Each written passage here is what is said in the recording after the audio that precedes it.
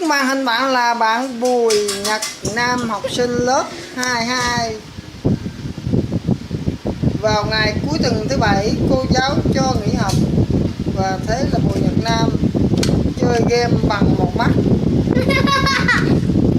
Một mắt còn lại giấu đi thì làm sao chiến đấu nổi với người ta.